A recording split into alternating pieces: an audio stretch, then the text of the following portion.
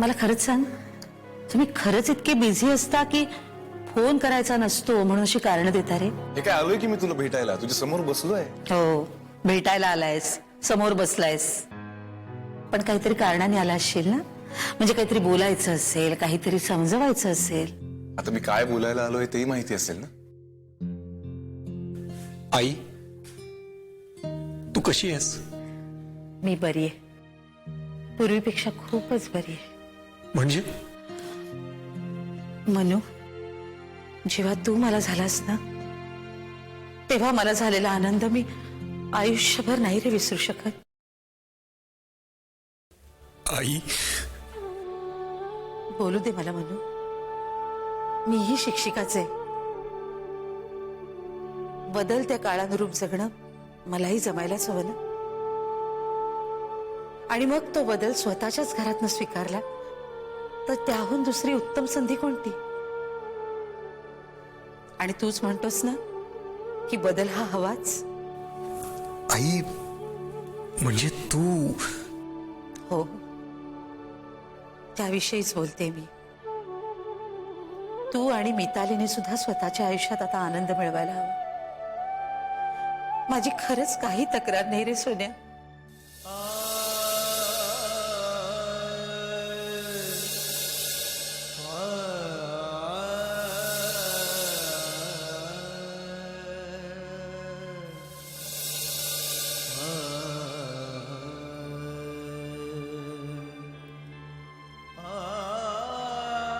आई, मला माझ्या आई तू समोर हवीस ग माझ्या.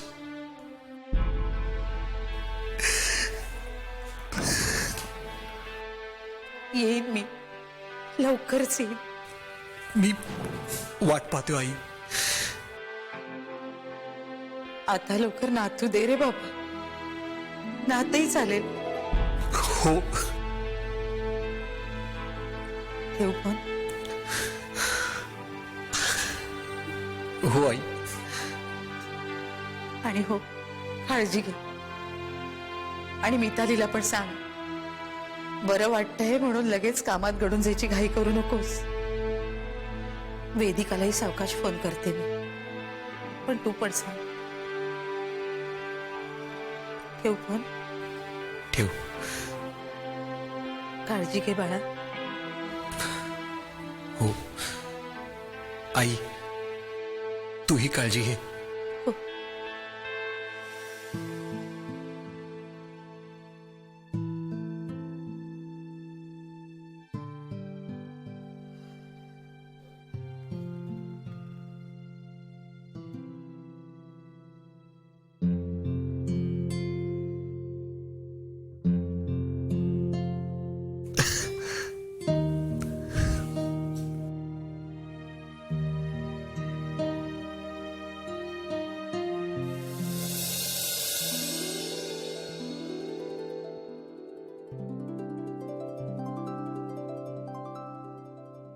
पांडुरंगा, श्याम्याला तर मी शब्द देऊन चुकलोय, चिवची तयारी करून घेईन म्हणून. काय काय सादर करायला सांगा बस तिला. राहू दे, काही सुचल ते सांगल. अरे तू असताना मला कायची काळजी आहे. विठ्ठल विठ्ठल विठ्ठल. ओळख बघू कोण आहे? कोण आहे कोण आहे? नाही ओळखलं. नाही ओळख. माऊली, आता तुम्ही माझे डोळे बंद केल्यावर मी कसं काय ओळखणार? ओळख ओळख. बापरे, आता माझ्या डोळ्यासमोर अंधार झालाय. मी त्या अंधारात धडपडणार, मग कुठंतरी पडणार, मग मला कोण उचलणार? मी उचलणार. आणि आज्या, मी तुला पडू बी देणार नाही आणि लागू बी देणार नाही. वा ग माझी चिऊ, वा वा वा वा जकार. चिऊ, तू असताना मला काय बी होणार नाही बघ. हाव का? बर आज्या, मला शाळेत कविता म्हणायची. सांग ना, कुठची म्हणू? कविता तुला कुठली आवडती? मला पुस्तकातली कविता नको. बाबा, म्हणजे नवीन कविता पाहिजे. नवीन कविता? मला काय कविता नाहीयेत ग. पण तुला मी एक नाटकातला प्रवेश सांगतो. नाटकातला? हा, सांग सांग. सांगू? ध्यान देऊन ऐक आणि तो सादर कर. तुला बक्षीस मिळालंच पाहिजे. मग काय असते माहितीये का? ऐका, एक शेतकरी असतो.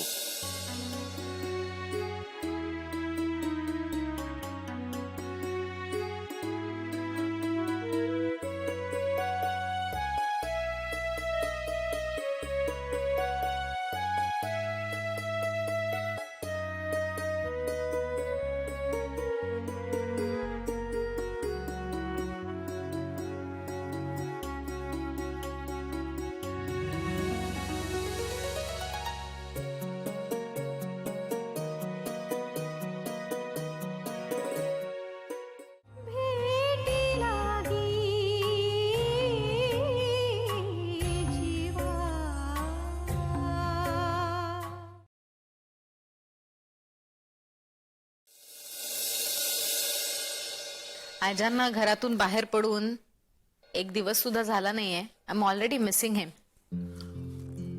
घर कसं शांत शांत वाटतंय ना. आज्या, तुला सांगतो मी, तू आज्या म्हणजे खरोखरीच नुसतं नाव नाहीये, एक नातं आहे. आज्या, बबन्या, चिऊ प्रत्येक वेळी एका पिढीचं अंतर असूनही नवीन पिढीशी सहज जुळवून घेणारं घट्ट नातं म्हणजे आज्या. हो ना. त्यांचं अभंग म्हणणं, सतत देवाचं नामस्मरण करणं. मला बरं नव्हतं तेव्हा बघ ना, सगळी माणसं होती दिमतीला. आज्या होते सतत 24 तास. मला काय हवंय नकोय, काही नको असेल तरी हवंय समजून खायला घालायचे, अगदी प्रेमाने. अनुसूया आली, बबन भाऊ आले, आई आल्या. इतके दिवस माझ्याशी नीट न बोलणारी ती बाई मला बरं नाही म्हटल्यावर धावत आली, माझी काळजी घेतली, माझ्याशी गप्पा मारल्या. त्याच्यापेक्षा मला जास्त बरं कधीच वाटलं नाही. काय ना मी, तू आपली माणसं सतत आपल्या जवळ असावी असं वाटण्यात गैर काही नाहीये. पण म्हणजे मला असं वाटतं की आपली माणसं आपल्या त्रासाच्या, दुःखाच्या प्रसंगी जवळ असण्यापेक्षा आनंदाच्या प्रसंगी जवळ असावीत. ती माणसं आपल्या बरोबर असतात तेव्हाच आनंद असतो आपल्या आयुष्यात. अजून काय मोठा आनंद येणार आहे आपल्या आयुष्यात. You never know. You never know. संत्र खा की, माझं संपलं. गावची आहेत. अनुसूया आली होती घेऊन येताना. गोड आहेत ना? छान आहे.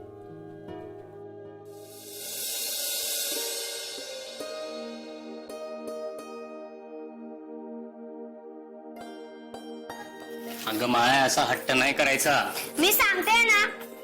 चिव, असं वागलीस ना तर आज जरा रागवल बर का, जाईल परत निघून मुंबईला. हाव का? हाव का? मला माहितीये, आजी आता पण मुंबईलाच गेलाय. काय? हा? आणि हे कोणी सांगितलं तुला? माझं मलाच कळलं. आता बर तुला कळलं होय? बरं का अंशे, हिचं हिला कळलं बरं का? बर बर राहिलं बुवा. बरं मला सांग, तुला कसं कळलं ग? हं? बाबा मी मोठी झाली आता. अगं बाई, आमच्या तर लक्षातच नाही आलं बर का. ए अंशे, हा अगं मोठं झालं माझं लेकरू. वय वय वय, बोलती ना ती मग. चुकलं चुकलं.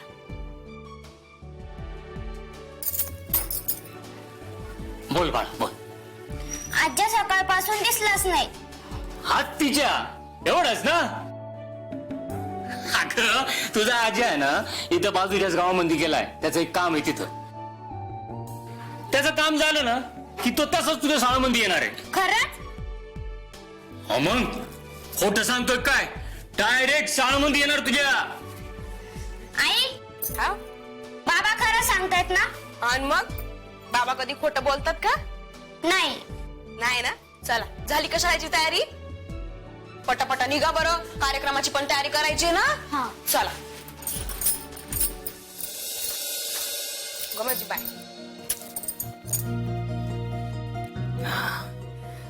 मोठी हो माय. चल. आई, हा तू पण ये बर का तुझं आटपल्यावर. हाव लेकरा. आलो ना. होय. आजीने सांगितलं सगळं लक्षात ठेवायचं बरं का? हं? मस्त तयारी झाली. अगं बाई,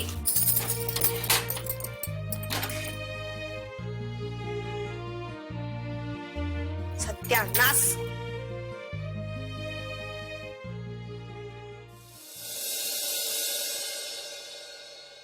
ओ साहेब. अरे अम्या, ये बस बस. नाही नाही, तुझं ऐकायचंच आहे मला, पण आधी माझं ऐकून घे.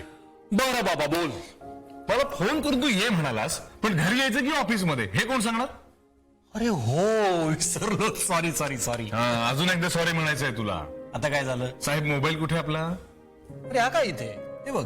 अरे मलाच काय दाखवतो, माझे मिस्ड कॉल्स किती आहेत बघ त्याच्यावरती. अरे ओ, अरे सायलेंट वर ठेवलं होता, विसरलोच मी. Sorry sorry. हे बरं वाटतं सॉरी म्हणायला. बोल बोल, एवढ्या तातडीने का फोन केलास बाबा? असा कुठला आनंद तुझ्या पोटात माईन असा झालाय? अरे तुला सांगितलं ना, तर तुझ्याही पोटात आनंद माईन असं होईल. हा.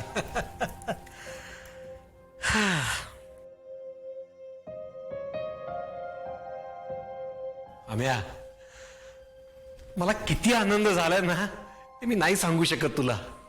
हे बाबा हे, अरे प्रस्तावना पुरे, काय झालंय ते तरी सांग. सांगतो. ज्या गोष्टीच आपल्याला इतके दिवस टेन्शन होतं ते मिटलं. अरे कळेल असं सांग ना काहीतरी. सांगतो. आईनं सरोगसीला असलेला तिचा विरोध सोडला. काय सांगतोय सर हे? हो, आता तिचा फोन आला होता. खूप मवाळ झाली रे ती. काय म्हणाली आई सांग ना. ती म्हणाली, पुत्रप्राप्तीचा आनंद हा कस्तुरीच्या सुगंधासारखा असतो. तो वर्णन करून नाही सांगता येत, अनुभवावा लागतो. वा वा वा वा, अनुताईच बोलताय असं वाटलं रे आता. अरे त्यांची जादू आहे ही. खरं तर मी अनुदानचे आभार मानले पाहिजेत रे, पण त्यांना आवडणार नाही ते. पण आपण भेटूयात तरी त्यांना. हो नक्की. अम्या, तुला मला आणि आज्याला जे जमलं नाही ना ते अनुताईंनी करून दाखवलं.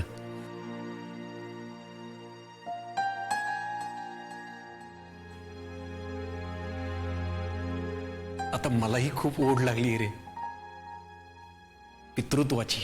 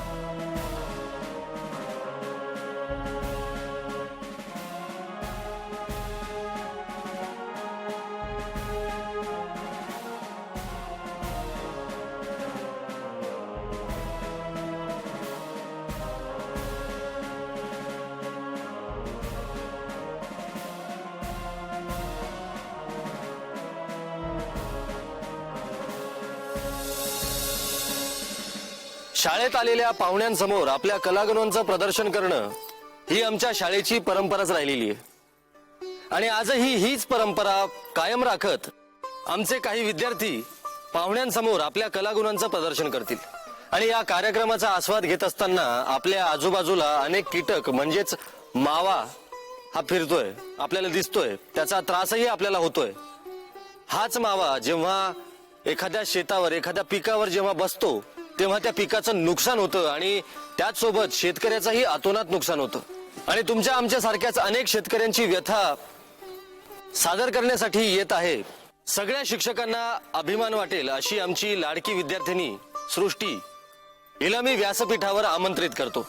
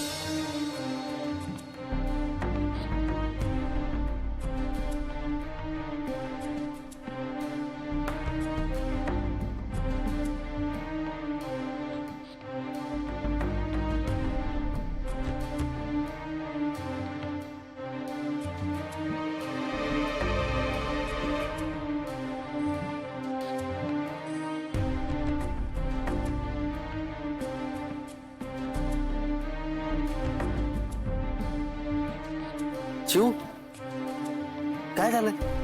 आज्या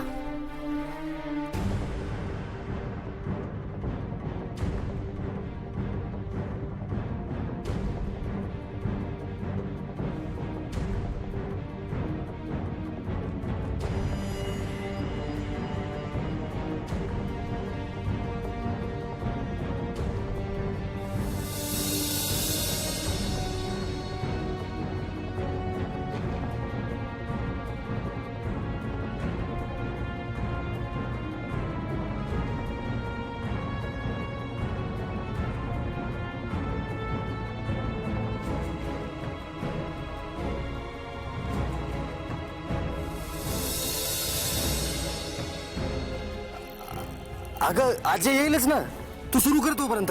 हा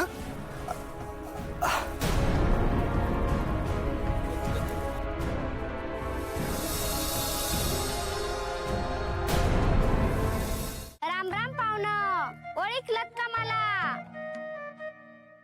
अहो मी सखाराम. त्या कुंभाराळीच्या घरामागच माझं शेत आणि शेतामध्येच माझी झोपडी. आता तरी ओळखलत का? आपण ते आजीनं जे शिकवलं होतं ना तेच तिनं बरोबर सादर केलं. पण या सगळ्यात एका महत्वाच्या कारणासाठी विशेष कौतुक करावं, त्या आजी तुमचं. आता आज्याचं कौतिक ते कशा बाई? हा, आज्यानं सुचवलेल्या विषयाबद्दल. आजी या शेतकऱ्याबद्दल सगळेच बोलतात, लिहितात. मनोहरच्या आयुष्यातला हा प्रश्न खरंच कधी सुटणार आहे? मितालीच्या आयुष्यातली ही बेचैनी कधी संपेल?